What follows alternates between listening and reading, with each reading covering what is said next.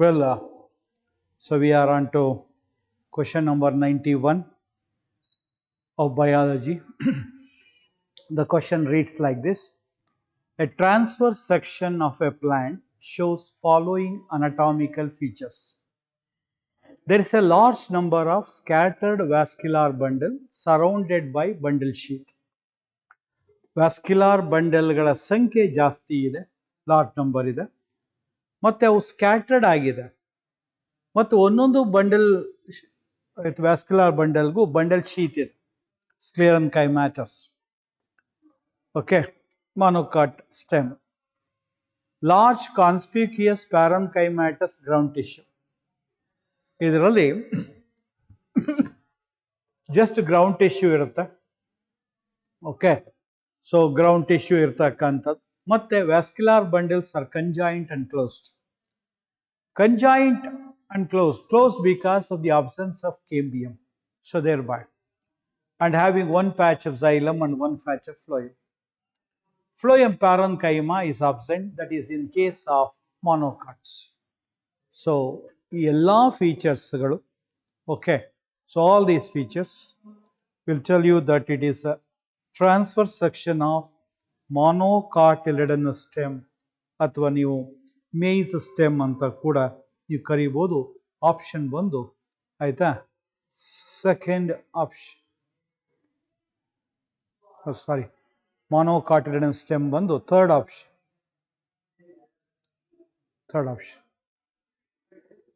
And now we are moving on to question number 92nd. 91st question ದಲ್ಲಿ answer ಬಂದು third option, ಮೊನೊಕಾಟಿಲಿಡನಸ್ stem, ಅಥವಾ you can say the maize stem ಅಥವಾ grass stem. Okay, then we are moving on to question number 92nd. 92ನೇದು. Which of the following would help in the prevention of diuresis? Diuresis ಅಂದ್ರೆ the loss of water through urine. ಈಗ urine ನಲ್ಲಿ ಜಾಸ್ತಿ ಪ್ರಮಾಣದಲ್ಲಿ ನೀರು ಹೋದ್ರೆ ಆವಾಗ ಏನಾಗುತ್ತೆ, ಡೈಯುರಿಸಿಸ್ ಆಗುತ್ತೆ. ಡೈಲ್ಯೂಟ್ ಯೂರಿನ್ ಡಿಸೀಸ್ ಅಂತ ಕೂಡ ಕರಿತೀವಿ. ಆ ಡೈಲ್ಯೂಟ್ ಯೂರಿನ್ ಡಿಸೀಸ್ ಅನ್ನ ಕಡಿಮೆ ಮಾಡ್ಬೇಕಂದ್ರೆ the kidney tubules has to reabsorb the more water inside. Okay, so ಇಲ್ಲಿ the correct option is last one, the reabsorption of sodium and water from the renal tubules, that is from distal convoluted tubule due to an hormone called as aldosterone. Aldosterone hormone ಆಯ್ತಾ, distal convoluted tubule ಅಲ್ಲಿ sodium ion ಅನ್ನ ಹಾಗೂ water ಅನ್ನ ರೀಅಬ್ಸಾರ್ಬ್ ಮಾಡುವುದರ ಮುಖಾಂತರ ಡೈಯುರಿಸಿಸ್ ಅನ್ನ ಆಯ್ತಾ prevent ಮಾಡುತ್ತೆ. Okay, so more reabsorption, third option ನೋಡ್ರಿ, more water reabsorption due to under secretion of ADH ಅಂತ, ಆಂಟಿ ಡೈಯೂರಿಟಿಕ್ ಹಾರ್ಮೋನ್. ADH ಆಯ್ತಾ, ನಿಮಗೆ ಗೊತ್ತು, ಅದನ್ನು ವ್ಯಾಸೋಪ್ರೆಸಿನ್ ಅಂತ ಕೂಡ ಕರಿತೀವಿ. ಇದು ಜಾಸ್ತಿ ಪ್ರೊಡ್ಯೂಸ್ ಆದರೆ more the production, more the reabsorption. ಇದು ರಿವರ್ಸ್ ಹೇಳಲಾಗಿದೆ, ಹಾಗಾಗಿ ತಪ್ಪು. Atrial natriuretic factor ANF causes vasodilation. It is released when there is a vasoconstriction. Pressure ಜಾಸ್ತಿ ಆದಾಗ ಇದು ರಿಲೀಸ್ ಆಗುತ್ತೆ. ಸೊ ರೆನಿನ್ ಅಲ್ಲಿ ಎಕ್ಸ್ಪೆಷಲಿ ಸೆಕ್ರೀಷನ್, ರೆನಿನ್ ಜಾಸ್ತಿ ಪ್ರೊಡ್ಯೂಸ್ ಆದರೆ ಅದು it will convert the angiotensin to angiotensinogen 1, angiotensinogen 2 and angiotensinogen 3. ಆ ಸಂದರ್ಭದಲ್ಲಿ ಆಯ್ತಾ ದಿ ಆಲ್ಡೋಸ್ಟಿರೋನ್ ಪ್ರೊಡ್ಯೂಸ್ ಆಗುತ್ತೆ, ಹಾಗಾಗಿ ಡಿಕ್ರೀಸ್ ಅಲ್ಲ, ಅದು ಇನ್ಕ್ರೀಸ್ ಆಗಬೇಕು. ಸೊ ಹಾಗಾಗಿ 92nd ಕ್ವಶನ್ ಅಲ್ಲಿ ಮೂರು ಆಪ್ಷನ್ಸ್ಗಳು, first, second and third options are wrong. The fourth option, that is reabsorption of sodium and water from renal tubule due to an hormone called aldosterone, is the correct answer. Now we are moving on to question number 93. Which of the following statement is not correct anta ide? Okay, not correct. ಯಾವ statement, 4 statement ಅಲ್ಲಿ ಯಾವುದು ತಪ್ಪಿದೆ? Genetically engineered insulin is produced in E. coli. E. coli bacteria ಅಥವಾ ಎಸ್ಸರಿಷಿಯಾ ಕೋಲೈ ಬ್ಯಾಕ್ಟೀರಿಯಾನ use ಮಾಡಿ recombinant DNA ಟೆಕ್ನಾಲಜಿಯ ಮುಖಾಂತರ for the first time insulin is produced. And ಇದನ್ನ ಮಾಡಿದಂಥ company ಬಂದು ಎಲಿ ಲಿಲಿ ಕಂಪನಿ. ಓಕೆ, ಇದು ಸರಿ ಇದೆ, ಸ್ಟೇಟ್ಮೆಂಟ್ ಇಸ್ ಸರಿ. And in man the insulin is synthesised as pro insulin. ಮೊದಲಿಗೆ ಇನ್ಸುಲಿನ್ ಫಸ್ಟ್ ಪ್ರೊಡ್ಯೂಸ್ ಆದಾಗ ಪ್ರೋ ಇನ್ಸುಲಿನ್ ಆಗುತ್ತೆ. It will be comprising of A chain, B chain and C chain. So ಮೂರನೇ option ಸರಿ ಇದೆ. Pro insulin has an extra peptide called C peptide. That's also correct. Okay, so first, second and third options are exactly correct. The fourth option ಅನ್ನ ನೋಡಿ. The functional insulin has A chain and B chain linked together by hydrogen bonds ಅಂತ ಇದೆ. That's wrong. Disulphide bonds ಇದೆ. A chain ಅಲ್ಲಿ 21 amino acid, B chain ನಲ್ಲಿ 30 amino ಆಸಿಡ್ಗಳು. A ಮತ್ತೆ B chain ಅನ್ನು connect ಮಾಡತಕ್ಕಂಥದ್ದು ಹೈಡ್ರೋಜನ್ ಬಾಂಡ್ ಅಲ್ಲ, ಬದಲಾಗಿ ಡೈಸಲ್ಫೈಡ್ ಬಾಂಡ್ಗಳು. ಸೊ ಕ್ವಶನ್ ನಂಬರ್ 93 ಅಲ್ಲಿ ಕರೆಕ್ಟ್ ಆಪ್ಷನ್ ಬಂದು especially not correct. Actually so not correct regarding this question ಅಲ್ಲಿ ನಾಟ್ ಕರೆಕ್ಟ್ ಅನ್ನೋದು ಫೋರ್ತ್ ಆಪ್ಷನ್. ಮಿಕ್ಕ ಮೂರೂ ಸಹ ಕರೆಕ್ಟ್ ಆಪ್ಷನ್, ಕರೆಕ್ಟ್ ಇದೆ, ಸ್ಟೇಟ್ಮೆಂಟ್ಗಳು ಕರೆಕ್ಟ್ ಇದೆ. ಕರೆಕ್ಟ್ ಇಲ್ದ ಅನ್ನೋದೇ fourth statement. That it self is the answer for the question number 93. Now we'll be moving over to the question number 94. Embryological support of evolution was disapproved by. ನಿಮಗೆ ಗೊತ್ತು,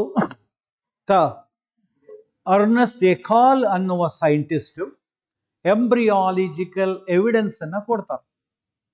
okay, ಏನಂತ ಹೇಳಿದ್ರೆ, when the embryos, early embryos of vertebrate ಅನ್ನ compare ಮಾಡಿದ್ರೆ ಎಲ್ಲವೂ ಗಿಲ್ ಸ್ಲಿಟ್ಗಳನ್ನ ತೋರಿಸ್ತದೆ. Okay, ಅನ್ನೋ ಒಂದು ಕಾನ್ಸೆಪ್ಟ್ ಅನ್ನು ಹೇಳ್ತಾರೆ. ಆದರೆ ಕಾರ್ಲ್ ಅರ್ನೆಸ್ಟ್ ವ್ಯಾನ್ ಬೋರ್ ಅಂತಕ್ಕಂಥ ವಿಜ್ಞಾನಿ, so with experimental evidence he went on to show that embryological support for evolution ನನ್ನ ಡಿಸಪ್ರೂವ್ ಮಾಡ್ತಾರೆ. It was none other than Carl Ernst van Baer. Okay, that is second option. ನಿಮಗೆ ಗೊತ್ತಿರೋ ಹಾಗೆ Charles Darwin theory of organic evolution ಅಥವಾ theory of natural selection ಅಂತ ಹೇಳ್ತೀವಿ, ಅದನ್ನ ಮತ್ತೆ ಆಲ್ಫರ್ಡ್ ವೆಲೆಸ್ ಕೂಡ ಥಿಯರಿ ಆಫ್ ನ್ಯಾಚುರಲ್ ಸೆಲೆಕ್ಷನ್ ಅನ್ನ ಪ್ರಪೋಸ್ ಮಾಡ್ತಾರೆ. Oparin, okay, so Oparin especially the one especially operon concept ಅನ್ನು ಹೇಳ್ತಕ್ಕಂಥದ್ದು. Okay, so that is what exactly. So ಈ ಕ್ವಶನ್ಗೆ 94th ಕ್ವಶನ್ಗೆ the embryological support of evolution was disproved by Karl Ernst von Baer. Now we are moving on to the question number 95. Globet cells of alimentary canal are modified from ಅಂತ ಇದೆ. ಗ್ಲೋಬೆಟ್ ಸೆಲ್ಸ್ಗಳು ನಿಮಗೆ ಗೊತ್ತಿರೋ ಹಾಗೆ mucus ಅನ್ನ produce ಮಾಡ್ತವೆ. ಆ mucus the food ಏನ್ ಪಾಸಾನ್ ಆಗ್ತಿರ್ತದೆ ಅದನ್ನ ಲೂಬ್ರಿಕೇಶನ್ ಮಾಡೋದಕ್ಕೆ, so not to cause any damage to the gut ಸೆಲ್ಸ್ಗೆ ಪ್ರಿವೆಂಟ್ ಮಾಡುತ್ತೆ. ಸೊ ಇದರಲ್ಲಿ they are the modified columnar epithelial cells. So the globet cells of the alimentary canal which secrete mucus to protect the inner lining of the alimentary canal are the modified columnar epithelial cells. Columnar epithelial cells. Okay, so that is with reference to question number 95. The globet cells of alimentary canal, ಅಥವಾ ನೀವು ಅದನ್ನೇ GI track, gastro intestinal track ಅಂತ ಕರಿತೀವಿ, ಅದರ ಸೆಲ್ಸ್ಗಳನ್ನು protect ಮಾಡ್ತಕ್ಕಂಥದ್ದು ಮ್ಯೂಕಸ್ಸು. ಅದನ್ನು produce ಮಾಡೋ cells ಗ್ಲೋಬೆಟ್ cells. ಅವು ಆಯ್ತಾ ಕಲಮನಾರ್ ಎಪಿಥೀಲಿಯಲ್ ಸೆಲ್ಸ್ಗಳ ಮಾಡಿಫಿಕೇಶನ್. ನಾವು we are moving on to the question number 96. QRS complex in standard ECG. ಆಯ್ತಾ, ECG ಅಲ್ಲಿ ಆಯ್ತಾ QRS ಕಾಂಪ್ಲೆಕ್ಸ್ ಆಯ್ತಾ. ಸೊ ಇದು ಮಾಡ್ತಕ್ಕಂಥದ್ದು ಡಿಪೋಲರೈಸೇಷನ್ ಆಫ್ ವೆಂಟ್ರಿಕಲ್. ಸೊ ECG ಯಲ್ಲಿ ಕ್ಯೂ ಆರ್ ಎಸ್ ಕಾಂಪ್ಲೆಕ್ಸ್ ಏನಿದೆ ಸ್ಟ್ಯಾಂಡರ್ಡ್ ಇ ಸಿ ಜಿಯಲ್ಲಿ ಅದು ಡಿಪೋಲರೈಸೇಷನ್ ಆಫ್ ವೆಂಟ್ರಿಕಲ್ಸ್ ಇಂದ ಸಾಧ್ಯ. Okay, that is what exactly the answer for the question number 96, depolarization of the ventricle. So now we are moving on to question number 97. In light reaction, the plastoquinine facilitate the transfer of electron from anta ide. Idu this particular concept ಗೆ ನೀವು ಹೋದ್ರೆ photo system 2 ಇದೆ, ಅದನ್ನು ನಾವು P680 ಅಂತೀವಿ. ಇದರಲ್ಲಿ chlorophyll A molecule ಇದೆ. ಇದಕ್ಕೆ ಸಪ್ಲಿಮೆಂಟ್ ಆಗಿ other molecules will be there. ಇದಕ್ಕೆ ಲೈಟ್ ಬಿದ್ದಾಗ ಓಕೆ, ಸೊ 200-250 ಮಾಲಿಕ್ಯೂಲ್ಸ್ ಇರುತ್ತೆ. ಅವೆಲ್ಲವೂ chlorophyll A centre photo reaction ಸೆಂಟರ್ಗೆ ಎನರ್ಜಿಯನ್ನು ಟ್ರಾನ್ಸ್ಫರ್ ಮಾಡಿದಾಗ ದೇ ಲೂಸ್ ದ ಎಲೆಕ್ಟ್ರಾನ್ಸ್. ಆ ತಗೊಂಡಂತ ಎಲೆಕ್ಟ್ರಾನ್ ಅಕ್ಸೆಪ್ಟರ್ಗೆ ಹೋಗುತ್ತೆ. ಇಲ್ಲಿ ಎಲೆಕ್ಟ್ರಾನ್ ಅಕ್ಸೆಪ್ಟರ್ ಅನ್ನ ನಿಮ್ಮ ಟೆಕ್ಸ್ಟ್ ಬುಕ್ ಅಲ್ಲಿ ಕೊಟ್ಟಿಲ್ಲ. It is nothing but plastoquinone. ಅದನ್ನೇ PQ ಅಂತೀವಿ. ಇಲ್ಲಿಂದ ಮುಂದೆ ನಿಮ್ಗೆ ಗೊತ್ತು ಎಲೆಕ್ಟ್ರಾನ್ ETS ಅಂತ ಬರಿತೀವಿ, ಎಲೆಕ್ಟ್ರಾನ್ ಟ್ರಾನ್ಸ್ಪೋರ್ಟ್ ಸಿಸ್ಟಮ್ ಅಂತ ಬರಿತೀವಿ. ಅಲ್ಲಿ ಸೈಟೋಕ್ರೋಮ್ B6 ಅಂಡ್ F ಇರುತ್ತೆ. ಇಲ್ಲಿ ನಿಮಗೆ ಗೊತ್ತಿರೋ ಹಾಗೆ ADP plus IP inorganic phosphate will form ATP. ಮುಂದೆ ಇದರಿಂದ ಪ್ಲಾಸ್ಟೋಸಯನಿನ್ಗೆ ಹೋಗುತ್ತೆ. ಪ್ಲಾಸ್ಟೋಸಯನಿಂದ ಫೋಟೋ ಸಿಸ್ಟಮ್ 1ಗೆ ಹೋಗುತ್ತೆ. ಆ ಫೋಟೋ ಸಿಸ್ಟಮ್ 1ನ ರಿಯಾಕ್ಷನ್ ಸೆಂಟರ್ನ P700 ಅಂತೀವಿ. ಅದರಿಂದ ಎಲೆಕ್ಟ್ರಾನ್ಸ್ಗಳು ಓಕೆ ಹೋದಂಥದ್ದು ಮತ್ತೆ ಎಲೆಕ್ಟ್ರಾನ್ ಅಕ್ಸೆಪ್ಟರ್ಗೆ ಹೋಗುತ್ತೆ. ಅಲ್ಲಿಂದ ಅದು it is helpful to reduce NADP to NADPH2. So ಇದನ್ನ ನಾವು we call that as Z scheme ಅಂತ ಕೂಡ ಕರಿತೀವಿ. Okay, so that is how the electron transfers. ಮತ್ತೆ ಇಲ್ಲಿಗೆ ಎಲೆಕ್ಟ್ರಾನ್ಗಳು ಆಯ್ತಾ ಫೋಟೋಲಿಸಿಸ್ ಆಫ್ ವಾಟರ್ ಇಂದ ಬರುತ್ತೆ. The plastoquinone is the one that is the one especially facilitate the transfer from electron from photosystem 2 to cytochrome B6 and F. So correct option ಬಂದು ಆಯ್ತಾ third option. 97th question ಗೆ third option is correct. And now we are moving on to question number 98. The products of reaction catalyzed by nitrogenase in root and nodules of leguminous plants. Okay, ನಿಮಗೆ ಗೊತ್ತಿರೋ ಹಾಗೆ leguminous plant ನ root nodules ಅಲ್ಲಿ Rhizobium ಅನ್ನೋ bacteria ಇರುತ್ತೆ. ಆ Rhizobium ಅನ್ನೋ bacteria is a symbiotic bacteria. It is able to fix the atmospheric nitrogen into the ammonia first and then into nitrate and nitrate. So ಆ reaction ಅನ್ನ catalyse ಮಾಡ್ತಕ್ಕಂಥ enzyme ಬಂದು nitrogenase. ನಿಮಗೆ ಗೊತ್ತು it cannot function in the presence of oxygen. ಅದಕ್ಕೆ anaerobic condition ಬೇಕು. ಅದನ್ನು provide ಮಾಡ್ತಕ್ಕಂಥದ್ದು ಲೆಗ್ ಈಮೋಗ್ಲೋಬಿನ್ ಅಂತಕ್ಕಂತಹ ಪಿಗ್ಮೆಂಟು. ಲೆಗ್ಯೂಮಿನಸ್ ಪ್ಲಾಂಟ್ ಅಲ್ಲಿ ಇರೋ ಈಮೋಗ್ಲೋಬಿನ್ ಅದು ಪಿಂಕ್ ಅಥವಾ ರೆಡಿಶ್ ಇರ್ತದೆ. ಓಕೆ, ಸೊ ಅದು ಆಕ್ಸಿಜನ್ ಸ್ಕ್ಯಾವೆಂಜರ್ ಆಗಿ ಆಕ್ಟ್ ಮಾಡುತ್ತೆ. ಮೊದಲಿಗೆ ಆಯ್ತಾ molecular nitrogen that is N2 is converted into ammonia and hydrogen ions. First it is converted into ammonia and hydrogen ions, then into nitrite and then into nitrate. That is called as nitrogen fixation. So answer for this 98th question is the products of reaction catalyzed by nitrogenase enzyme in root nodules of leguminous plant is ammonia and hydrogen. Now we are on to question number 99. So ಇಲ್ಲಿ math the following ಕೊಡಲಾಗಿದೆ. ಝೈಗೋಟೀನ್.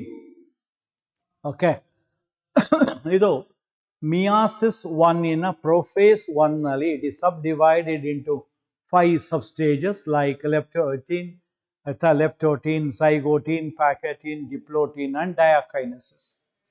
So ಇಲ್ಲಿ ಝೈಗೋಟಿನ್ ಕೊಡಲಾಗಿದೆ.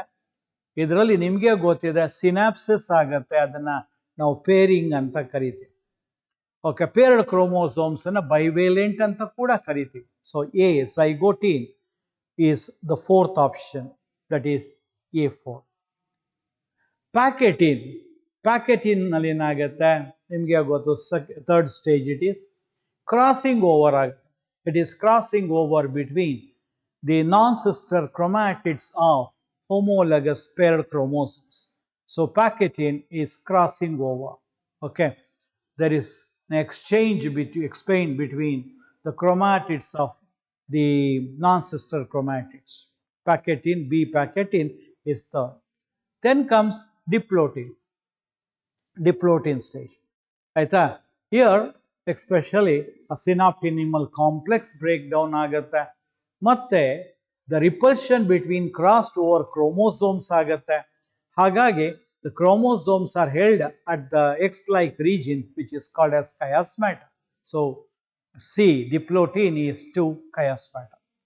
The fourth stage, fifth last stage is ಡಯಾಕೈನಸಿಸ್.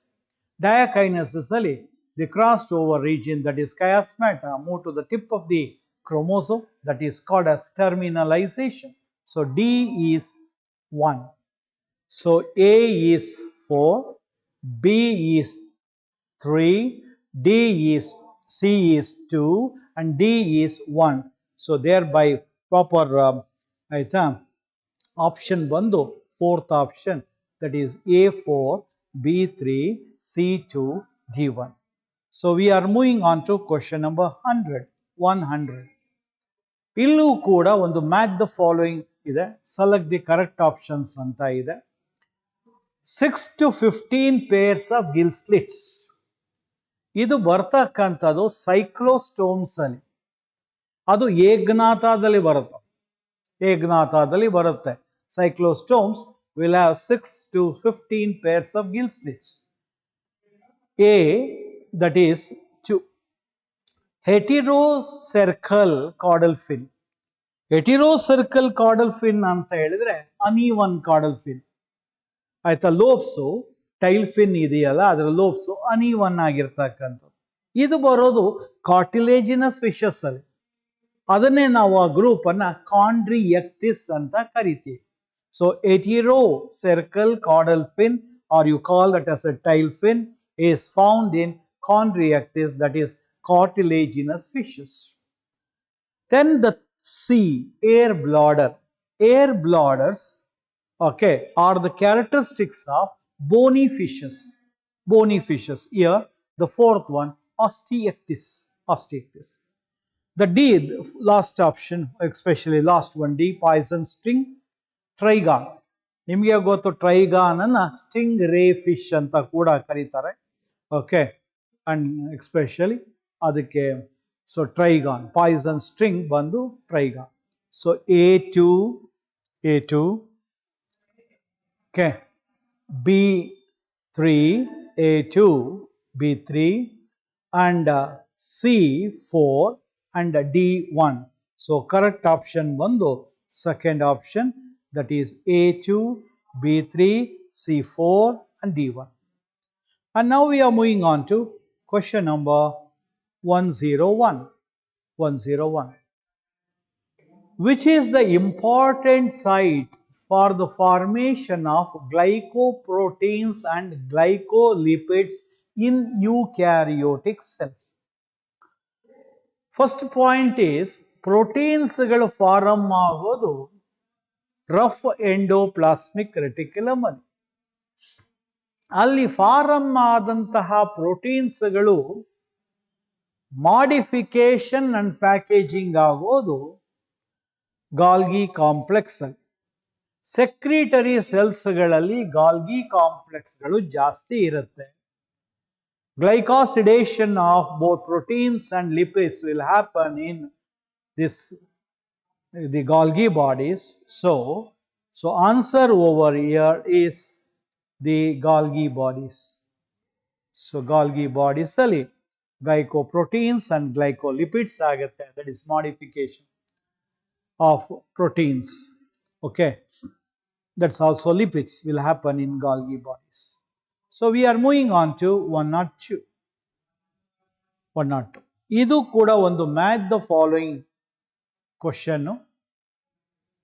Okay, match the following question. Bacillus thuringiensis ಅಂತ ಇದೆ. So ಇದರಲ್ಲಿ cry ಪ್ರೋಟೀನ್ಸ್ಗಳಿದೆ. ಆಯ್ತಾ? These cry proteins are produced by genes, cry genes. And you know that these proteins, cry proteins, will produce toxins against pests. So next A4, A4. Then Thermus aquaticus anta ide. ನಿಮಗೆ ಗೊತ್ತು, hot springs ಅಲ್ಲಿ ಈ bacteria ಇರುತ್ತೆ.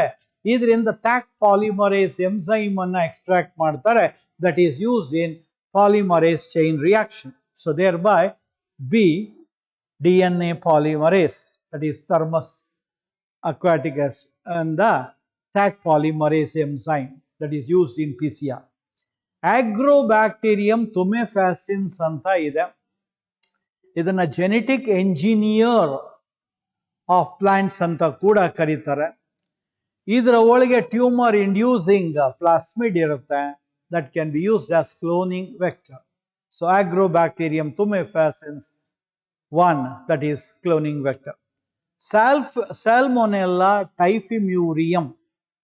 This bacteria was used by Stanley Cohen and Herbert Boyer in the year 1971 to construct the first rDNA molecule. Okay, rDNA molecule na construct ಮಾಡೋದಕ್ಕೆ ಈ ಬ್ಯಾಕ್ಟೀರಿಯಾನ Stanley ಕೊಹಿನ್ ಹಾಗೂ Herbert Bayar use ಮಾಡ್ತಾರೆ. So option ಬಂದು A4, B3 and C1, okay, and D2. So thereby, so the option will be the third option, A4, B3, C1 and D2, with reference to question number 102. Now we are moving on to question number 103. Moorne. Experimental verification of chromosomal theory of inheritance was done by anta ide. ಈ chromosomal theory of inheritance ಅನ್ನ propose ಮಾಡಿದ್ದು ಸುಟಾನ್ and ಬೋವರಿ. ಅದರ verification ಅನ್ನು ಮಾಡಿದಂಥದ್ದು TH Morgan, and he used Drosophila melanogaster, that is fruit fly, to verify it. And he was called, the TH Morgan was called father of experimental genetics. ಆದರೆ father of genetics ಅನ್ನೋದು Mendel ಅನ್ನ. ಆತ P plants ಅಲ್ಲಿ ಆಯ್ತಾ work ಮಾಡ್ತಾನೆ. So ಇಲ್ಲಿ ಈ ಪ್ರಶ್ನೆಗೆ 103 ಪ್ರಶ್ನೆಗೆ ಸರಿಯಾದ ಉತ್ತರ that is Morgan. Thomas Hunt Morgan, we call it as, ಆಯ್ತಾ. He worked with Drosophila melanogaster. So now we are moving on to question number 104. 104ನೇ question. It is once again match the following. The first option, the first A, inhibitor of catalytic activity anta ide. Inhibitor of catalytic activity, ಆಯ್ತಾ. Particular ಆಗಿ ಎಂಜೈಮಿನ ಆಕ್ಟಿವಿಟಿಯನ್ನ inhibit ಮಾಡ್ತಕ್ಕಂಥ ಸಕ್ಸಿನೇಟ್ ಅನ್ನ ಸಕ್ಸಿನಿಕ್ ಡಿಹೈಡ್ರಾಜಿನೇಸ್ break ಮಾಡುವಾಗ ಈ ಮೆಲೆನೇಟ್ ಅಂತಕ್ಕಂಥದ್ದು ಸಕ್ಸಿನೇಟ್ ನ structure ಅನ್ನ ಹೋಲುತ್ತೆ. ಹಾಗಾಗಿ ಅದು ಇನಿಬಿಟರ್ ಆಗಿ ಆಕ್ಟ್ ಮಾಡುತ್ತೆ. So A is to melanoate, which is having the structure similar to succinate, ಆಯ್ತಾ, will act as inhibitor for catalytic activity of succinic dehydrogenase. So A2.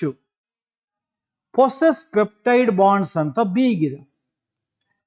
fourth ಇದು ನೋಡ್ರಿ ಕೊಲಾಜನ್. ಕೊಲಾಜನ್ ನಿಮಗೆ ಗೊತ್ತಿದೆ, it's an abundant protein to be found in animals. So ಅದು protein ಅಲ್ಲಿ ಏನಾಗಿರ್ತದೆ, it is made up of amino acid. Amino ಆಸಿಡ್ಗಳ ನಡುವೆ ಏನಿರ್ತದೆ, peptide bond. So B4. So A2 B4. And then cell wall material in fungi is chitin. Chitin ಅನ್ನೋದು ಫಂಗೈನ cell wall material. Secondary ಮೆಟಬೋಲೈಟ್ ricin ಅಂತೆ. ಈ ricin ಅಂತಕ್ಕಂಥದ್ದು castor ಸೀಡ್ಸ್ಗಳಿಂದ castor oil ಅನ್ನ extract ಮಾಡಿದಾಗ ಉಳ್ಕೊಳ್ತಕ್ಕಂಥ ರೆಸಿಡ್ಯೂನೇ ಈ ರಿಸಿನ್. ಈ ರಿಸಿನ್ ಅನ್ನ ಪಾಯ್ಸನ್ ಆಗಿ ಕೆಲವರು ಬಳಸ್ತಾರೆ, ಆಯ್ತಾ, ಪಾಯ್ಸನ್ ಆಗಿ ಕೆಲವರು ಬಳಸ್ತಾರೆ. ಈವನ್ ಇದನ್ನ ಬಯೋಲಾಜಿಕಲ್ ವಾರ್ಫೇರ್ ಅಲ್ಲೂ ಬಳಸಿರ್ತಕ್ಕಂತಹ ಇನ್ಸ್ಟೆನ್ಸ್ಗಳು ಇದೆ. Secondary metabolites, that is ricin. It is obtained in the form of a powder form, especially after the extraction of castor oil from castor seed. Okay, so A2 B4 C3 and D1. So thereby, so that is second option is correct.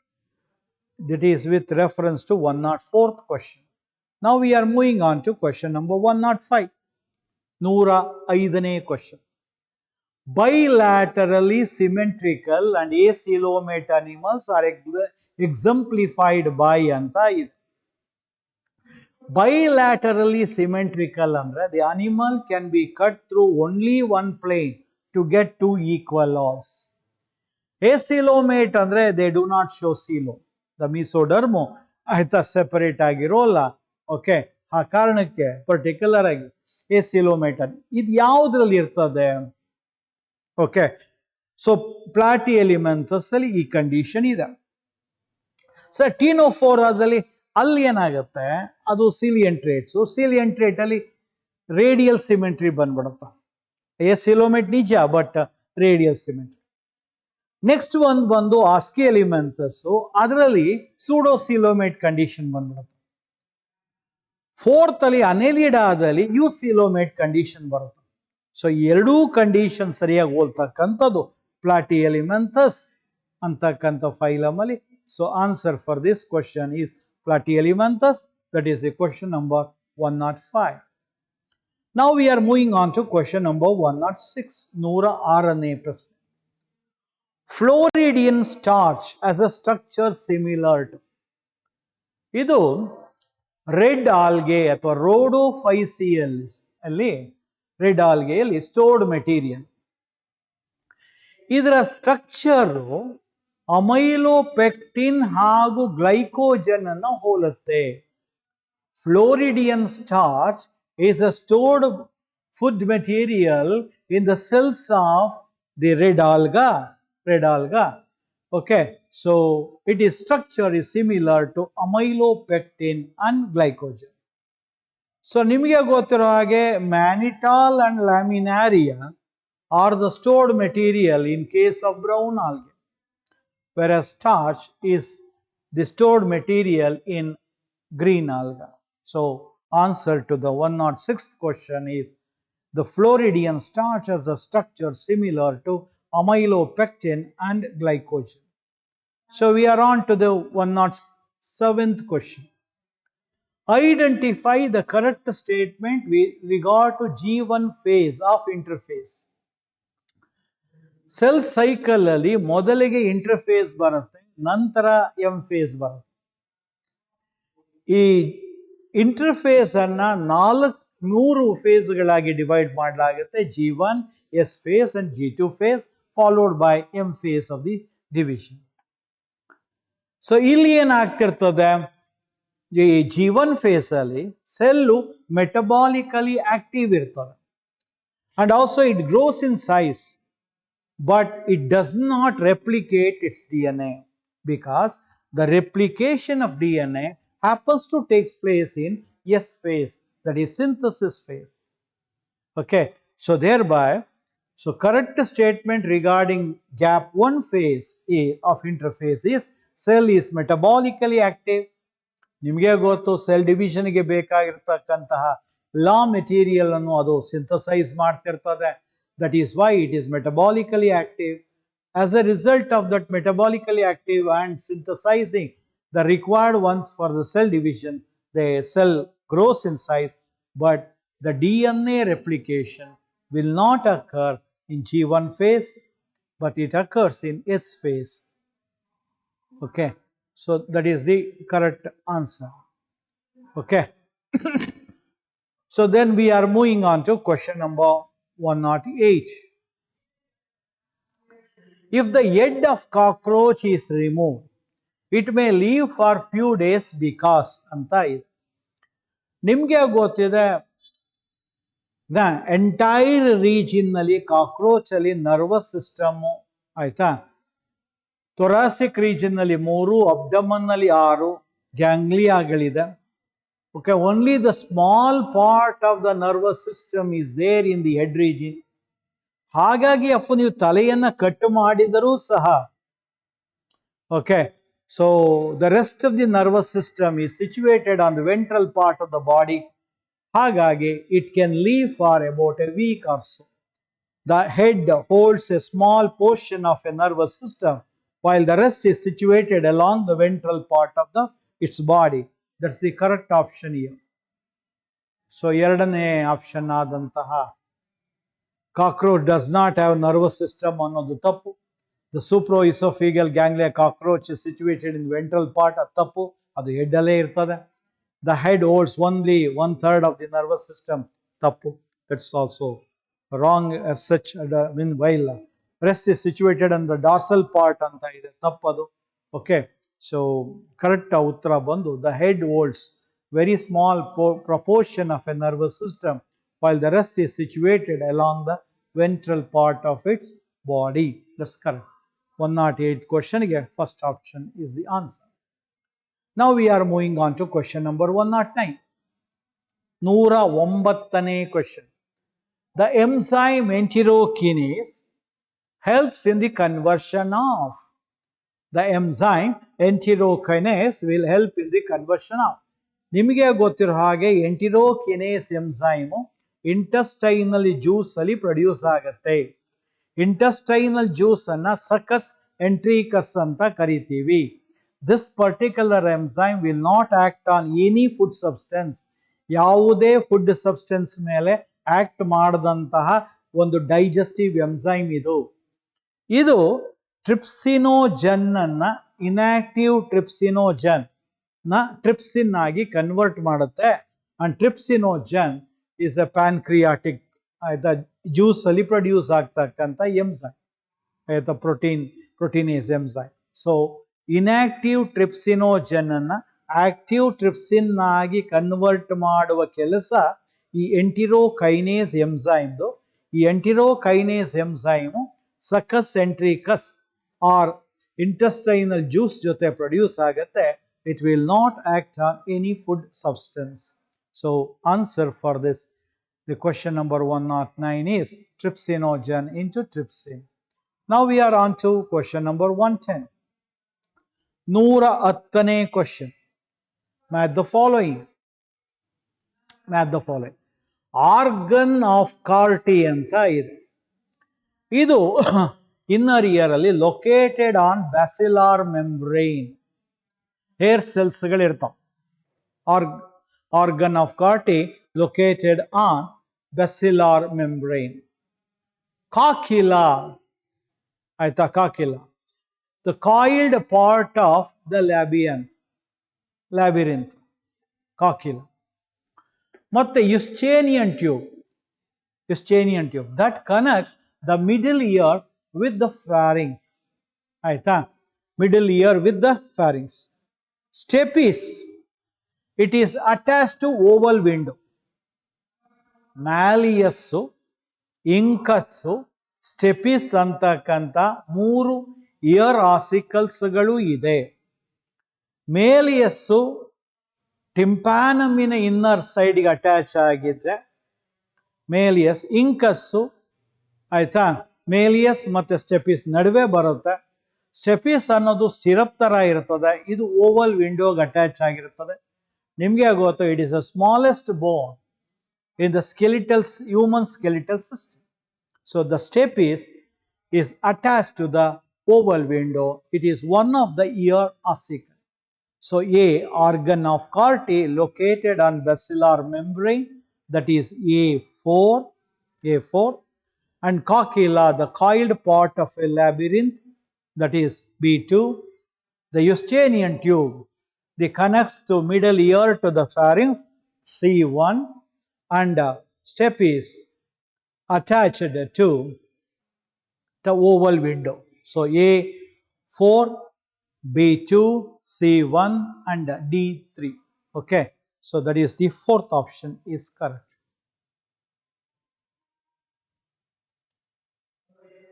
Now we are moving on to next question. The next question is 111, that is 111. Identify the wrong statement with the transport of oxygen. Blood ಅಲ್ಲಿ oxygen transport ಆಗುವುದರ ಬಗ್ಗೆ ತಪ್ಪು information ಅನ್ನು ಹುಡುಕಿ. The partial pressure of carbon dioxide can interfere with oxygen binding with hemoglobin 100%. Okay, so partial pressure carbon dioxide ಜಾಸ್ತಿ ಆದರೆ ಆಕ್ಸಿಜನ್ಗಿಂತ, then you know that it going to bind with hemoglobin. It will not allow the oxygen to bind. That's a correct statement. Higher H plus ion concentration in alveoli favors the formation of oxyhemoglobin. This is a wrong statement. Higher H plus ion concentration ಅಂದ್ರೆ ಅಲ್ಲಿ pH low ಆಗ್ಬಿಡುತ್ತೆ, acidic pH ಆಗ್ಬಿಡುತ್ತೆ. Acidic pH condition ನಲ್ಲಿ oxyhaemoglobin formation favour ಆಗಲ್ಲ. So that's a wrong statement. Okay, binding of oxygen with haemoglobin is mainly related to partial pressure of oxygen. Correct, oxygen ನ ಪ್ರಮಾಣ ಜಾಸ್ತಿ ಇದ್ದಾಗ bind ಆಗುತ್ತೆ. Low partial pressure of carbon dioxide in alveoli favours the formation of oxyhaemoglobin. ಈ statement ಸಹ ಸರಿ ಇದೆ. ಸರಿ ಇಲ್ಲದೆ ಇರೋ statement second option, higher H plus ion concentration in alveoli favors the formation of oxyhemoglobin. Okay, now we are on to 112. Water hyacinth, Eichhornia, and water lily. The pollination takes place in both are aquatic plants, but they float on the surface of the water and their flowers are produced above the water surface. So thereby water cannot be, the hydrophily cannot happen. What can happen? Either wind can pollinate it or the water can, the air can pollinate it. Air ಅಥವಾ insect, sorry. Air or insect, the wind or insect can pollinate it. So thereby the option is second one, sorry. The insects or wind can pollinate.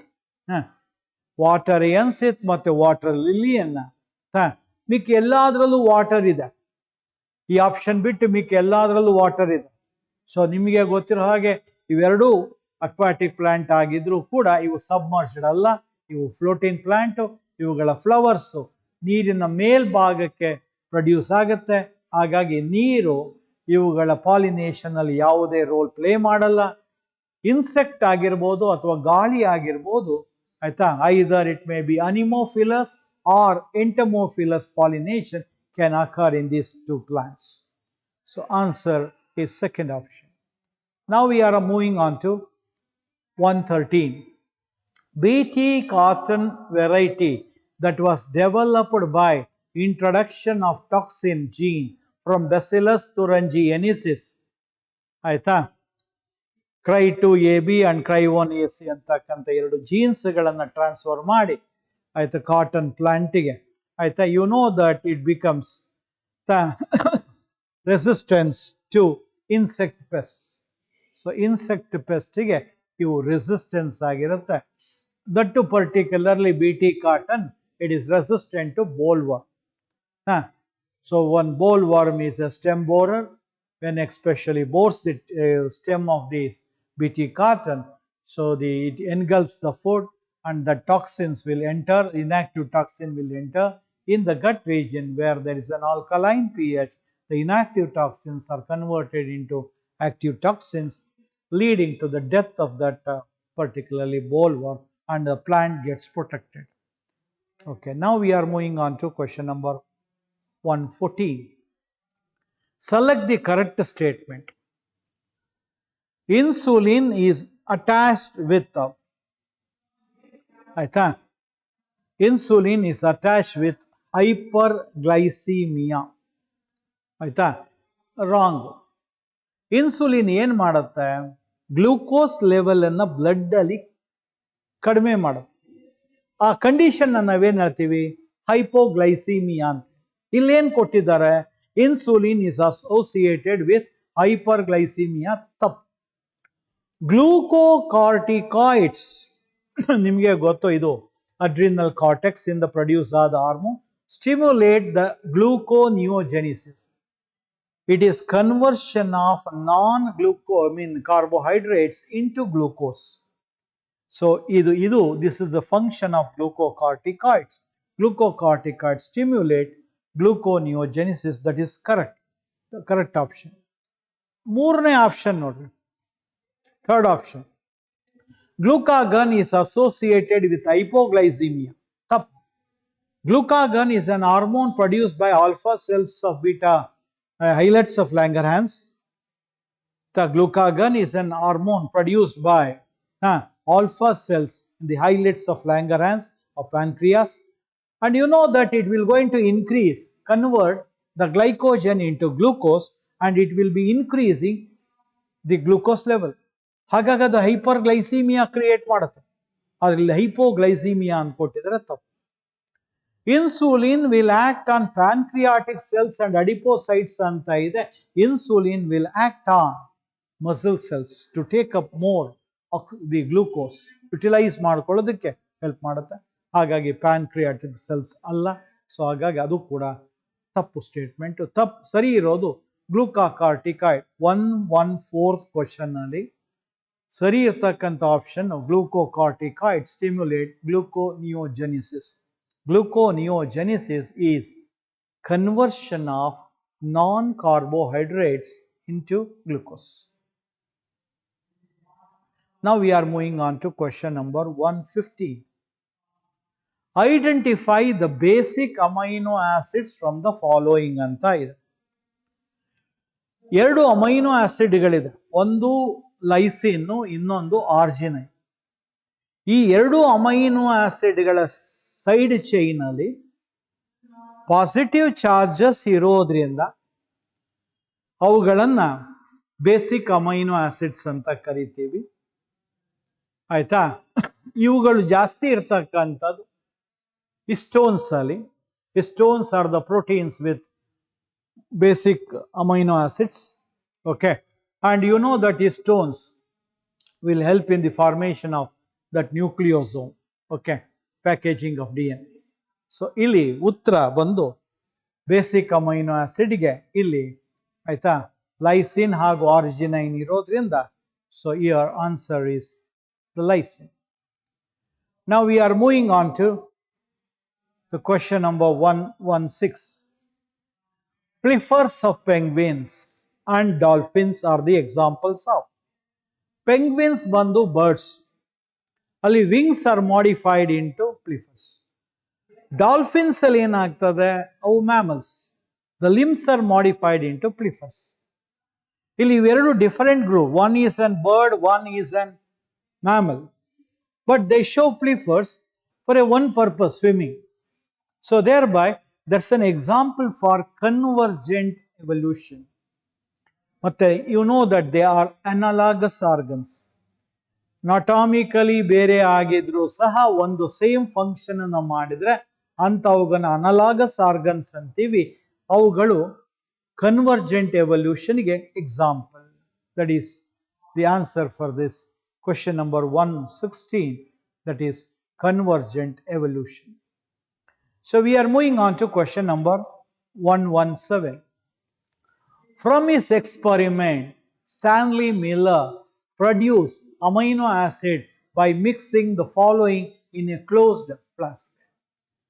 Stanley Miller ಆಯ್ತಾ organic evolution one of the steps, formation of complex especially simple organic compound from inorganic substances ಅಂತಕ್ಕಂಥ ಒಂದು ಸ್ಟೆಪ್ಗೆ ಅವನು ಉದಾಹರಣೆಯನ್ನ ಕೊಡ್ತಾನೆ, evidence ಅನ್ನ ಕೊಡ್ತಾನೆ. ಅವನು use ಮಾಡಿದ್ದು ಯಾವುದನ್ನ?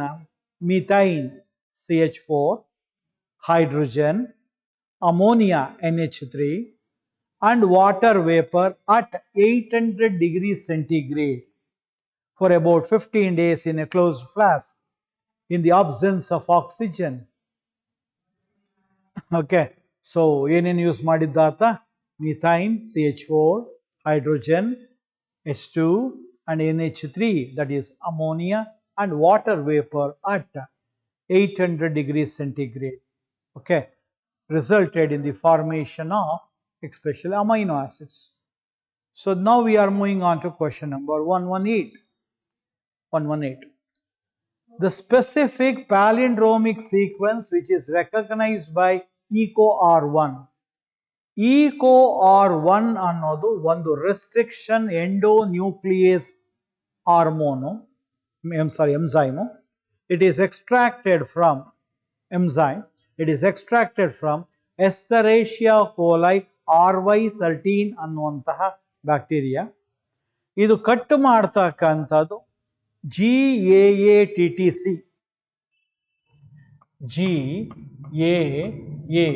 GAATTC ಎರಡೂ ಕಡೆಯಿಂದನೂ ಸೇಮ್ ಬರಬೇಕು, ಬಿಕಾಸ್ ಇಟ್ಸ್ ಎ ಪ್ಯಾಲಿಂಡ್ರೋಮಿಕ್ ಸೀಕ್ವೆನ್ಸ್. ಆಯ್ತಾ, ಪ್ಯಾಲಿಂಡ್ರೋಮಿಕ್ ಸೀಕ್ವೆನ್ಸ್. ಹಾಗಾಗಿ ಕರೆಕ್ಟ್ ಆಪ್ಷನ್ ಬಂದು 5 ಪ್ರೈಮರ್ GAATTC to 3 ಪ್ರೈಮರ್ ಕೆಳಗಡೆ ಇರ್ತಕ್ಕಂಥ ಸ್ಟ್ಯಾಂಡ್ ಅಲ್ಲಿ ಆಯ್ತಾ 5 primer to 3 primer GAATTC. So that is second option is correct. ಉಳಿದ ಎಲ್ಲ ಆಪ್ಷನ್ಸ್ ರಾಂಗು. ಥರ್ಡ್ ಆಪ್ಷನ್ ಅಲ್ಲಿ ಕೆಳಗಡೆಗೆ ಆಯ್ತಾ ಉಲ್ಟಾ GAATTC ಕೊಡಲಾಗಿದೆ. That's wrong here.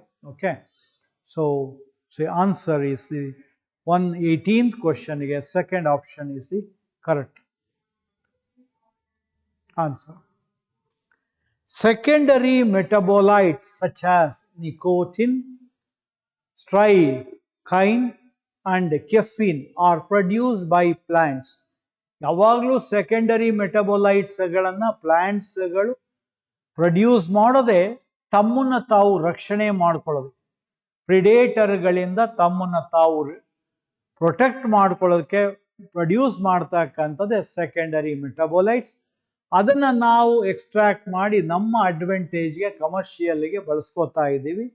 So that is for their plants produce ಮಾಡೋದು defence action. Okay, so second option is the correct.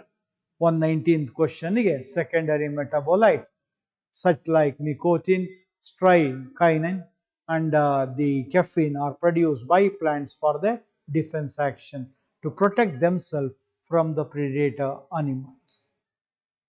And now we are on to 120th question. Presence of which of the following condition in urine are indicative of diabetes mellitus? ಇದರ ಯಾವ condition diabetes mellitus ಇದೆ ಅಂತ ತೋರಿಸುತ್ತೆ. ಈಗ urine ನಲ್ಲಿ glucose level blood ಅಲ್ಲಿ ಜಾಸ್ತಿ ಆದ್ರೆ ಡಯಾಬಿಟಿಸ್ ಮೆಲ್ಲಿಟಸ್ ಅಂತ. 120 mg/100 ml ಗಿಂತ ಜಾಸ್ತಿ ಆದಾಗ ಡಯಾಬಿಟಿಸ್ ಮೆಲ್ಲಿಟಸ್ ಅಂತೀವಿ. ಅದು ಕನ್ಸಿಸ್ಟೆನ್ಸ್ ಆಗಿದ್ರೆ, ಅವಾಗ ಜಾಸ್ತಿ ಆದಾಗೆಲ್ಲ ಏನಾಗುತ್ತೆ, ಅದು ಯೂರಿನ್ ಮುಖಾಂತರ ಆಚೆ ಹೊರಟೋಗುತ್ತೆ. ಅದನ್ನೇ ನಾವು ಗ್ಲೈಕೋಸೂರಿಯಾ ಅಂತೀವಿ. The loss of the glucose through urine. Presence of glucose in urine is called glycosuria. When body loses glucose through urine, the cells, actual cells, do not get sufficient glucose. So thereby, instead of using the glucose, the cell will utilize the either proteins or fats for the energy source. When it breaks the proteins or the fats, the ketone bodies are produced. Presence of ketone bodies in urine is called ketonuria. So answer as for this particular question, presence of which of the following condition in urine are indicative of diabetes mellitus is ketonuria and glycosuria. That is the fourth option. Fourth option. Now we are moving on to question number 121. 121. Okay. Which of the following statement are true for phylum Chordata? Phylum Chordata ಬಗ್ಗೆ ಯಾವ ಸ್ಟೇಟ್ಮೆಂಟ್ಗಳು ಸರಿ ಇದೆ? First one ನೋಡ್ರಿ, urochordata, the notochord extend from head to tail and it is present throughout the life. Actually ಯೂರೋಕಾರ್ಡೇಟಾದಲ್ಲಿ ಎಂಬ್ರಿಯೋದಲ್ಲಿ ಟೈಲಲ್ಲಿ ಮಾತ್ರ notochord ಇರುತ್ತೆ. ಓಕೆ, ಸೊ ಯೂರೋಕಾರ್ಡೇಟಾದಲ್ಲಿ ನೋಟೋಕಾರ್ಡು ಹೆಡ್ ಟು ಟೈಲ್ ಇರೋಲ್ಲ, ಥ್ರೂಔಟ್ ದ ಲೈಫ್ ಅಂತೂ ಇರೋ ಎಕ್ಸ್ಪೆಷಲಿ ತಪ್ಪು. Only it is there in the tail. ಸೆಫೆಲೋಕಾರ್ಡೇಟಾದಲ್ಲಿ ಇದೆ. ಸೆಫೆಲೋಕಾರ್ಡೇಟಾದಲ್ಲಿ notochord extends from head to tail and it is present throughout their life. ಸರಿ. So first statement wrong. In vertebrata, the notochord is present during the embryonic period only. Yes. And later on, you know that it will be replaced by bony or cartilaginous vertebral column. That's fine. That's correct. ಮೂರನೇ option B ಸರಿ ಇದೆ. C ನೋಡ್ರಿ, statement C, central nervous system is dorsal and hollow. ಇದು ಕೂಡ correct ಇದೆ. D ನೋಡ್ರಿ, ಈ statement Chordata is divided into 3 subphyla. ಆ ಪಾಯಿಂಟ್ ಸರಿ ಇದೆ. ಎಮಿಕಾರ್ಡೇಟಾ ಅಂತ ಕೊಟ್ಟಿದ್ದಾರೆ. Hemichordata is not the part of chordata. ಟ್ಯೂನಿಕೇಟಾನ ಯೂರೋಕಾರ್ಡೇಟಾ ಅಂತ ಕೂಡ ಕರಿತೀವಿ. Tunicata, cephalochordata and vertebrata. Tunicata, cephalochordata and vertebrata are the 3 subphyla. Hemichordata ಅಲ್ಲ. ಸೊ ಇಲ್ಲಿ ಸರಿ ಇರೋ ಸ್ಟೇಟ್ಮೆಂಟ್ಗಳು ಯಾವ್ಯಾವುದು ಆಯ್ತಾ? B statement, in vertebrata notochord is present during embryonic period only, ಸರಿ ಇದೆ. C, central nervous system is dorsal and hollow, ಇವೆರಡೂ ಸರಿ ಇದೆ. ಸೊ ಬಿ ಮತ್ತೆ ಸಿ ಸರಿ ಇದೆ. Okay, so thereby the option is fourth option, that is B and C. Okay, so now we are moving on to question number 122. Cuboidal epithelium with brush border of microvilli are found in anta ಇದೆ. ಆಯ್ತಾ? cuboidal epithelial cells with brush border of microvilli are found in ಅಂತ ಇದೆ. cuboidal epithelial cells ಗಳು with brush border ಇರೋದು proximal convoluted tubule of the nephron. ನಿಮಗೆ ಗೊತ್ತು, ಹೆಚ್ಚು ಕಡಿಮೆ 60 to 80% of the filtrate will be reabsorbed by this, and proximal convoluted tubule ಅಲ್ಲಿ brush ಬಾರ್ಡರ್ಗಳು ಇರೋದ್ರಿಂದ ಸರ್ಫೇಸ್ ಏರಿಯಾ ಇನ್ಕ್ರೀಸ್ ಆಗುತ್ತೆ. ಆಯ್ತಾ? ಜೊತೆಗೆ ರಿಅಬ್ಸಾರ್ಬ್ ಮಾಡೋದಕ್ಕೆ ಹೆಲ್ಪ್ ಆಗುತ್ತೆ. ಉಳಿದಂತ ducts of salivary gland, eustachian tube, lining of intestine ನಲ್ಲಿ ಇರ್ತಕ್ಕಂಥದ್ದು ಕಲಮನಾರ್ ಎಪಿಥಿಲಿಯಲ್ ಸೆಲ್ಸ್. ಕೆಲವು ಕಡೆ ಅದು ಸಿಲಿಯೇಟೆಡ್ ಆಗಿರ್ಬೋದು, ಅಥವಾ ಈವನ್ ಇಂಟೆಸ್ಟೈನ್ ನಲ್ಲಿ ಕೂಡ ಕ್ಯೂಬಾಯ್ಡಲ್ ಎಪಿಥಿಲಿಯಲ್ ಸೆಲ್ಸ್ ಇಲ್ಲ, columnar epithelial cells with microvilli ಇದೆ. ಸೊ ಹಾಗಾಗಿ cuboidal epithelial cells with brush border of microvilli are found in proximal convoluted tubule of the nephron, not in the ducts of salivary gland, Eustachian tube or lining of intestine. So we are now moving on to question number 1, 2, 3. Match the following. Clostridium butylicum anta ide. It is used to get butyric acid. butyric acid. Clostridium butylicum A2.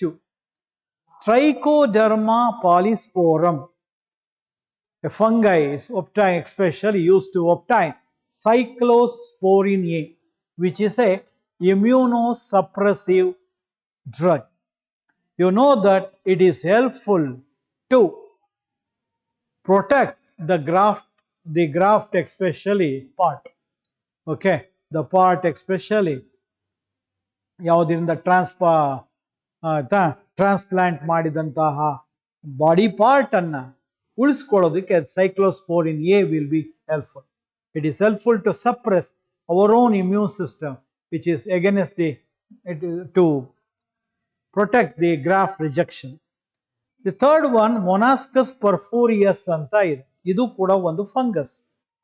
ಇದರಿಂದ blood cholesterol lowering agent, ಅವುಗಳನ್ನೇ ನಾವು statins ಅಂತ ಕರಿತೀವಿ. C4. Aspergillus niger. It is used in the production of citric acid.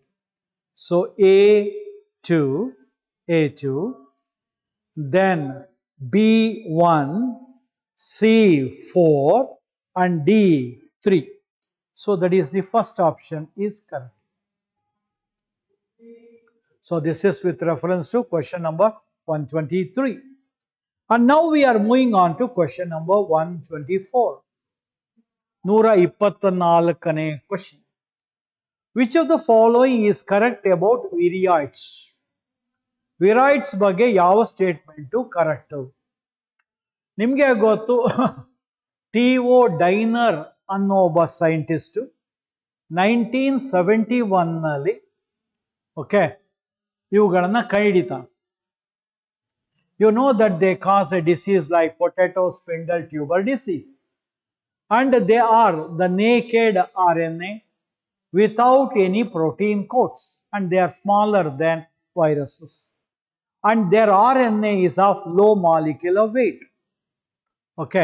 So thereby, so they have a free RNA without a protein code. That is the answer. They have a free RNA without protein code. So that is the answer for viroids. So that is what exactly ಟಿ.ಒ. ಡೈನರ್ ಕಂಡುಹಿಡಿದಂತಹ viroids ಗಳಿವು. So ನಿಮಗೆ ಗೊತ್ತು, these were not taken into consideration by R.H. Whitaker when he was doing 5 kingdom classification. And now we are on to question number 125. The body of the ovule is fused with the funicle at ಅಂತ ಇದೆ. Body of the ovule is fused at the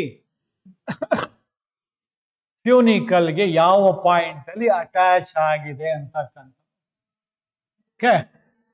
so ಇದು ಓವ್ಯೂಲು.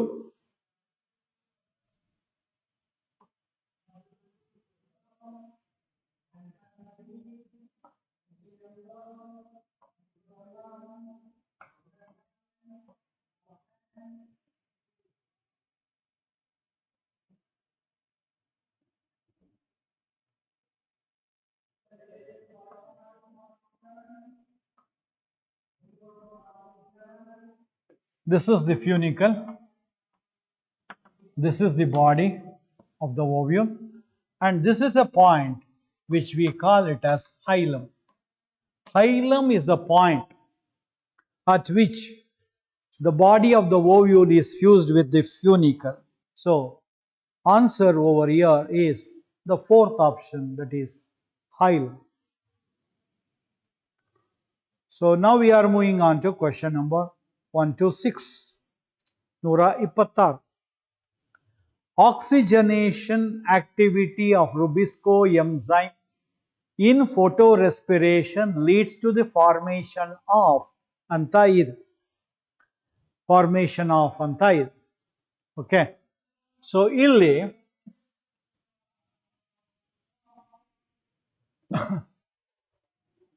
RUBP ಇದೆ, ರಿಬ್ಯುಲೋಸ್ ಬೈಫಾಸ್ಫೇಟ್. ನಿಮಗೆ ಗೊತ್ತು, ಇದು 5 carbon compound. ಇಲ್ಲಿ RuBisCO ಇದೆ. ನಿಮಗೆ ಗೊತ್ತು it will act as both carboxylase and oxygenase. ಈಗ ಇಲ್ಲಿ ಕಾರ್ಬನ್ ಡೈಆಕ್ಸೈಡ್ ಬದಲು ಆಕ್ಸಿಜನ್ ಆಯ್ತಾ ಆಡ್ ಆದ್ರೆ ಇದನ್ನ we call that as photorespiration ಅಂತ ಕರಿ.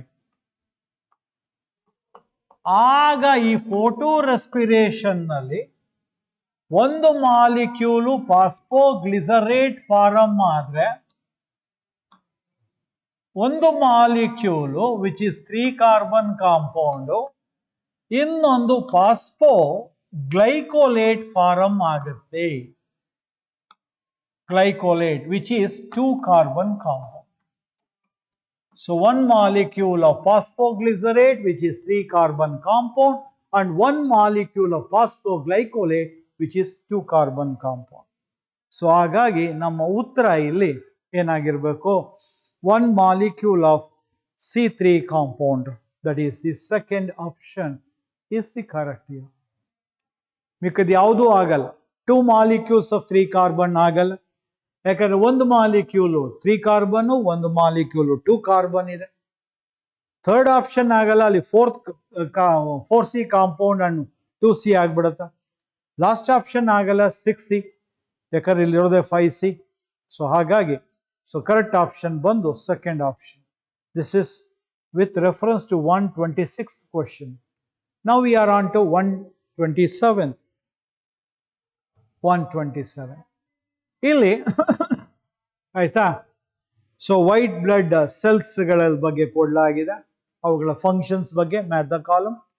Eosinophils they release histaminase destructive enzyme. Eosinophils will release ಆಯ್ತಾ, eosinophils will release, third option, release histaminase destructive enzymes. Okay, and the basophils release the granules containing histamine. Basophils galu histamine na produce ಮಾಡುತ್ತೆ, they are released inside the granules. ಈ neutrophils ಗಳು ಆಯ್ತಾ, neutrophils ಗಳು ಆಯ್ತಾ, so phagocytosis ಮಾಡುತ್ತೆ, disease causing microorganisms ingest ಮಾಡುತ್ತೆ. Lymphocytes are responsible for immune system, both B lymphocyte and T lymphocyte immune ರೆಸ್ಪಾನ್ಸ್ಗೆ ಕಾರಣ.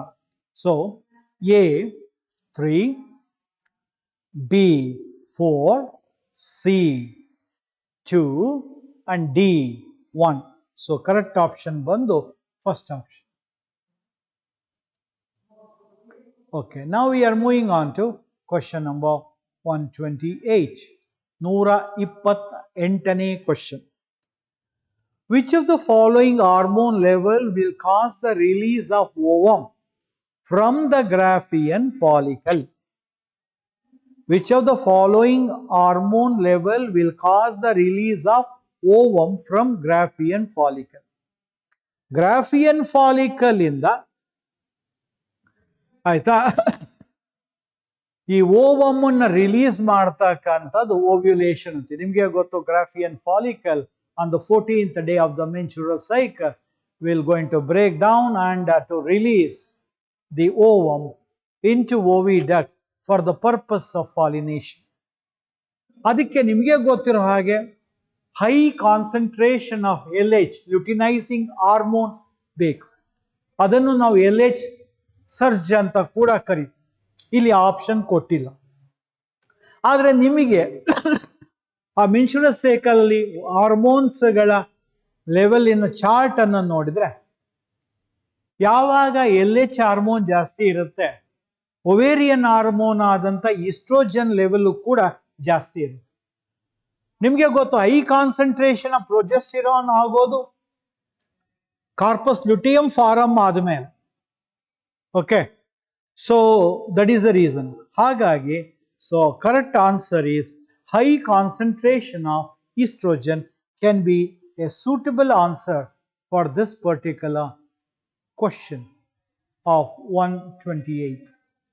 High concentration of estrogen, ovarian hormone. ಯಾಕಂದ್ರೆ LH is the pituitary hormone, okay, luteinizing hormone, ಆಯ್ತಾ. So thereby follicle stimulating hormone and LH both are pituitary. The progesterone and estrogen are ovarian hormone. Progesterone ಜಾಸ್ತಿ produce ಆಗೋದು corpus luteum form ಆದಮೇಲೆ. ಹಾಗಾಗಿ high concentration of LH ಆದಾಗ high concentration of oestrogen ಕೂಡ ಆಗಿರುತ್ತೆ. ನೀವು ಆ ಚಾರ್ಟ್ ಅಲ್ಲಿ ನೋಡಿರ್ತೀರಿ. Okay, taking that into an account, this is the correct answer for this particular question at this particular time. Now we are moving on to question number 129. Select the correct events that occur during inspiration. Inspiration ಸಂದರ್ಭದಲ್ಲಿ ನಡೀತಕ್ಕಂತಹ ಇವೆಂಟ್ಗಳು ಯಾವ್ಯಾವುದು ಸರಿ? So contraction of diaphragm correct ಇದೆ. Especially contraction ಆಗಿರೋದ್ರಿಂದ the dome shaped diaphragm becomes flat. Okay, so contraction of external intercostal muscles, so thereby the ribs move forward as well as upward. Adu correct. Iveradu first A option sari ide, sarita. The second event B no sari ide. Pulmonary volume decreases. Iveradu ಆದಾಗ pulmonary volume increase ಆಗುತ್ತೆ, decrease ಆಗಲ್ಲ, ತಪ್ಪು. Due to which the pressure inside the lungs, okay, will decrease when compared to atmospheric air pressure. ಇವ್ರು ಏನು ಕೊಟ್ಟಿದ್ದಾರೆ? Intra pulmonary pressure increases ಅಂತ ಕೊಟ್ಟಿದ್ದಾರೆ, decrease ಆಗಿ. ಸಿ ಎಲ್ ಏನಾಗಬೇಕಿತ್ತು? ಪಲ್ಮನರಿ ವಾಲ್ಯೂಮ್ ಇನ್ಕ್ರೀಸಸ್ ಆಗಬೇಕಿತ್ತು. ಡಿ ನಲ್ಲಿ ಇಂಟ್ರಾ ಪಲ್ಮನರಿ ಪ್ರೆಷರ್ ಡಿಕ್ರೀಸಸ್ ಆಗಬೇಕಿತ್ತು. ಅದೆರಡು ಉಲ್ಟಾ ಆಗಿದೆ. ಸೊ ಡಿ ಮತ್ತೆ ಸಿ ಮತ್ತೆ ಡಿ ತಪ್ಪಿದೆ, ಎ ಮತ್ತೆ ಬಿ ಸರಿ ಇದೆ.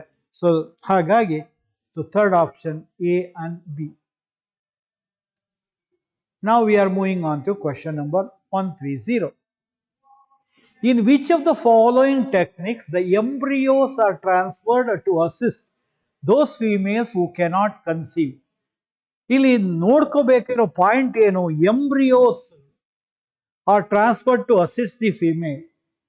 ಈ ಗಿಫ್ಟ್ ಟೆಕ್ನಿಕ್ ಅಂದಾಗ ಗ್ಯಾಮಿಟ್ ಟ್ರಾನ್ಸ್ಫರ್ ಆಗತ್ತೆ. ಯಾವ ಫಿಮೇಲ್ಸ್ಗಳು ಗ್ಯಾಮಿಟ್ಗಳನ್ನು ಪ್ರೊಡ್ಯೂಸ್ ಮಾಡೋಕ್ಕಾಗಲ್ಲ, ಆದರೆ they possess an condition for good condition for fertilization ಇದ್ದಾಗ ಗಿಫ್ಟ್ ಆಗುತ್ತೆ. ICSI ಅಂದ್ರೆ it is injecting the sperm, healthy sperm directly into ovum. So ಹಾಗಾಗಿ ಫಸ್ಟ್ ಆಪ್ಷನ್ ಅಲ್ಲ. ಸೆಕೆಂಡ್ ಆಪ್ಷನ್ ಅಲ್ಲ, ಯಾಕಂದ್ರೆ ಅಲ್ಲಿ ICSI ಬಂದಿದೆ. ಜಿಫ್ಟ್ ಸರಿ ಇದೆ, ಝೈಗೋಟ್ ಇಂಟ್ರಾ ಫೆಲೋಪಿಯನ್ ಟ್ರಾನ್ಸ್ಫರ್ ಸರಿ ಇದೆ. ಥರ್ಡ್ ಆಪ್ಷನ್ ನೋಡ್ರಿ, ಅಲ್ಲೂ ಕೂಡ ಗಿಫ್ಟ್ ಬಂದಿದೆ, ಗ್ಯಾಮಿಟ್ ಟ್ರಾನ್ಸ್ಫರ್ ಅಲ್ಲ, ಅಲ್ಲಿ ಎಂಬ್ರಿಯೋ ಟ್ರಾನ್ಸ್ಫರ್ ಆಗಬೇಕು. ಸೊ ಫೋರ್ತ್ ಆಪ್ಷನ್ ನೋಡ್ರಿ, zygote intra fallopian tube transfer. So ಬ್ಲಾಸ್ಟೋಮಿಯಸ್ಗಳ ಸಂಖ್ಯೆ 8 ಸೆಲ್ಸ್ಗಿಂತ ಕಡಿಮೆ ಇದ್ದಾಗ ಅದನ್ನ ಫೆಲೋಪಿಯನ್ ಟ್ಯೂಬ್ಗೆ ಟ್ರಾನ್ಸ್ಫರ್ ಮಾಡ್ಬೋದು. ಅದಕ್ಕಿಂತ ಜಾಸ್ತಿ ಆದ ಸಂದರ್ಭದಲ್ಲಿ it can be transfer to uterus. ಹಾಗೆ ಟ್ರಾನ್ಸ್ಫರ್ ಮಾಡಿದ್ರೆ ಅದನ್ನ ಇಂಟ್ರಾ ಯೂಟಿರೈನ್ ಟ್ರಾನ್ಸ್ಫರ್ ಅಂತ ಆಗುತ್ತೆ. So the fourth option is correct for this question 130, that is GIFT, zygote intra fallopian tube transfer and intra uterine transfer. Now on to question number 131. The infectious stage of Plasmodium that enters the human body. Female Anopheles mosquito having the Plasmodium bites the humans. The sporozoites will enter into the blood of the humans. So answer to this will be the sporozoites. Male gamete to female gametocytes enter ಆಗೋದು, ಆಯ್ತಾ, malaria ಇರ್ತಕ್ಕಂತಹ ಆಯ್ತಾ humans ಅನ್ನ ಆ female mosquito ಕಚ್ಚಿದ್ರೆ ಆಗ ಇವುಗಳು ಅದಕ್ಕೆ ಎಂಟರ್ ಆಗುತ್ತೆ. So thereby now coming back to Question number 132. Match the following. Match the following. Placenta, human chorionic gonadotropin, HCG. Okay, placental hormone. Zona A, that is 2. Zona pellucida, it is a layer of the ovum. Ovum sutta irtakanta zona pellucida. ಅದಕ್ಕೆ ಸುತ್ತ corona Radiata ಬರುತ್ತೆ. ಬಲ್ಬೋ ಯುಥೆರಲ್ glands ಅಂದ್ರೂ ಒಂದೇ, Cowper's gland ಅಂದ್ರೂ ಒಂದೇ. ಇದರ ಸೆಕ್ರೀಷನ್ನು mucus like ಇರೋದ್ರಿಂದ ಇದು ಲೂಬ್ರಿಕೇಶನ್ ಆಫ್ ದ ಪೀನಿಸ್ ಅನ್ನ ಮಾಡುತ್ತೆ. ಲೇಡಿಕ್ ಸೆಲ್ಸ್ ಅಂತೀವಿ ಅಥವಾ ಇಂಟರ್ಸ್ಟಿಷಿಯಲ್ ಸೆಲ್ಸ್ ಅಂತೀವಿ. ಇವುಗಳಿಂದ ಪ್ರೊಡ್ಯೂಸ್ ಆಗೋದು androgens, which are called male sex hormones. Okay, Leydig cells ಇಂದ ಆಗೋದು androgen. So A2, B3, C ಆಯ್ತಾ 4, C4, D1. ಕರೆಕ್ಟ್ ಆಪ್ಷನ್ ಬಂದು first option. So we are moving on to question number 133. Select the correct match ಅಂತ ಇದೆ. Correct match ಅಂತ ಇದೆ. Okay, ಈಮೋಫಿಲಿಯಾ ಆಯ್ತಾ, ಈಮೋಫಿಲಿಯಾ ಬ್ಲೀಡರ್ಸ್ disease ಅಂತೀವಿ. ವೈ ಲಿಂಕ್ಡ್ ಅಂತ ಇದೆ, ತಪ್ಪು. It is sex link, X linked. ಅದನ್ನೇ ಸೆಕ್ಸ್ ಲಿಂಕ್ಡ್ ಅಂತ ಕೂಡ ಕರಿತೀವಿ. ಕಲರ್ ಬ್ಲೈಂಡ್ನೆಸ್, ಈಮೋಫಿಲಿಯಾ ಎರಡೂ ಸಹ X linked. The genes will be there. They are recessive genes, sex-linked recessive genes. They will be present on X chromosome. Sickle cell anemia, autosomal recessive trait on chromosome 11. Correct. Thalassemia, it is X-linked and kodlagide. Wrong. Autosomal recessive trait. And it is on the chromosome number 60. ಇಲ್ಲಿ globin ಚೈನ್ಗಳು deficiency ಆದರೆ, ಸರಿಯಾಗಿ produce ಆಗದೇ ಇದ್ರೆ thalassaemia form ಆಗುತ್ತೆ. Sickle cell anaemia, thalassaemia ಎರಡು blood related. ಅಲ್ಲಿ RBC, sickle cell ಅನಿಮಿಯಾದಲ್ಲಿ RBC becomes sickle shape due to the absence of replacement of one of the amino acids. But in thalassemia, you know that there should be 2 alpha chains and 2 beta chains in hemoglobin. ಅದರಲ್ಲಿ ಸರಿಯಾಗಿ produce ಆಗದೇ ಇದ್ರೆ, deficiency of globin chain ಆದರೆ ಥೆಲಸಿಮಿಯಾ ಬರುತ್ತೆ. ಅದು chromosome number 16 ಅಲ್ಲಿ. They are associated with chromosome number 16. Phenylketonuria, PKU ಅಂತೀವಿ. ಅದು ಕೂಡ autosomal recessive trait. And it is on the chromosome number 12. Or dominant trait ಅಲ್ಲ, it is recessive trait. Okay, ನಿಮಗೆ ಗೊತ್ತು, an enzyme for converting phenylalanine into tyrosine is absent there. Okay, so ಇಲ್ಲಿ question number 133 ಅಲ್ಲಿ the answer is the second option, that is sickle cell anemia, autosomal recessive trait, chromosomal 11. Number 11. And now we are moving on to especially 134th question. Which of the following statement is correct anta ide? Adenine pairs with thymine through 2 hydrogen bond. Adenine thymine ಜೊತೆ 2 hydrogen ಬಾಂಡ್ಗಳಿಂದ peer ಆಗುತ್ತೆ. First option ತಪ್ಪು, ಬೇರೆ ಆಗಲ್ಲ ಅಂತ ಕೊಟ್ಟಿದ್ದಾರೆ. Second option ತಪ್ಪು, 3 hydrogen bonds ಅಂತೀವಿ. ನಮಗೆ ಗೊತ್ತು ಗ್ವಾನೈನ್ ಹಾಗೂ ಸೈಟೋಸೈನ್ ನಡುವೆ 3 ಹೈಡ್ರೋಜನ್ ಬಾಂಡ್ ಬರುತ್ತೆ. Okay, so thereby adenine pairs with thymine with 2 hydrogen bonds. And now we are on to the last question. Which of the following is the most abundant protein in animals? Animals ಅಲ್ಲಿ ಯಾವ protein ಬಹಳ abundant ಆಯ್ತಾ, ಜಾಸ್ತಿ ಇರ್ತಕ್ಕ ಹೇರಳವಾಗಿರ್ತಕ್ಕಂಥದ್ದು, it is collagen. Collagen is a protein which is most abundant. Lecithin ಅಂತಕ್ಕಂಥದ್ದು phosphoglyceraldehyde, especially phospholipid ಅದು. Okay, hemoglobin it is there in RBC. Insulin is an hormone produced from beta cells of islets of Langerhans. So correct answer for 135th question is the collagen. That completes our discussion with the questions from 91st to 135. Thank you.